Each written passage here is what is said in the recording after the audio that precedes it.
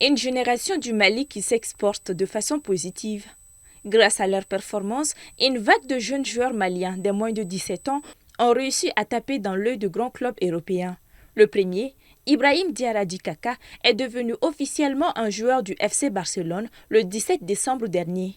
Le prodige malien a notamment été découvert lors du mondial U17 disputé en Indonésie en 2023 où il a impressionné avec sa palette technique. Il a inscrit 5 buts et délivré 4 passes décisives, amenant la sélection malienne à la 3e place. Ibrahim Kanaté est l'autre prodige qui s'est également lancé dans une nouvelle phase en rejoignant le club Anderlecht. Kanaté a lui aussi été découvert lors de la Coupe du Monde U17 en 2023. Cerise sur le gâteau, Sékou Koné, qui est devenu en 2024 le premier Malien à rejoindre Manchester United, était pour la première fois avec l'équipe première dimanche dernier lors de la défaite des Red Devils face à Tottenham.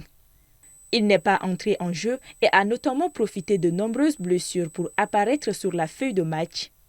Des signatures qui représentent une émergence parfaite pour le football malien. Il faut reconnaître que ces jeunes font beaucoup en matière de la promotion même de la discipline à travers les pays. Ils contribuent à faire la promotion de la discipline parce qu'il y a des jeunes au niveau même des centres qui sont là, qui les regardent, qui suivent leur parcours. Une fois qu'ils s'identifient à travers ces joueurs, ils essayent de doubler d'efforts en fait, de doubler d'efforts, de s'inspirer de ces jeunes pour en faire autant. Pour d'autres acteurs du football malien, ces transferts ne sont pas toujours de bonnes idées, car ils réduisent souvent les chances des joueurs. Vous pouvez avoir un joueur qui faisait au moins 4, 5, 6 championnats avant de s'exporter, parce qu'avant, on achetait des joueurs aguerris. Maintenant, les joueurs, on les achète de plus en plus jeunes, 16 ans, 17 ans, maximum 18 ans. Et donc, ça crée énormément de problèmes d'abord à nos clubs. Ensuite, ça crée des problèmes même à nos sélections nationales aujourd'hui. Généralement, l'équipe cadette va toujours très, très loin. Ils remportent la coupe et ils font une très, très belle prestation, même en Coupe du Monde.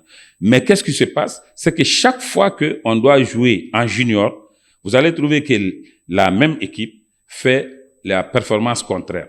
Tous ces transferts précités s'inscrivent particulièrement dans une série d'exportations des talents maliens vers des championnats européens. À côté de Ibrahim Diarra, Sékou Koné ou encore Ibrahim Kanaté, nous pouvons retenir des noms comme Amidou Makalou, qui évolue avec le Stade brestois, Mamadou Doumbia, désormais joueur de Watford, Moussa Traoré engagé avec le Red Bull Salzbourg.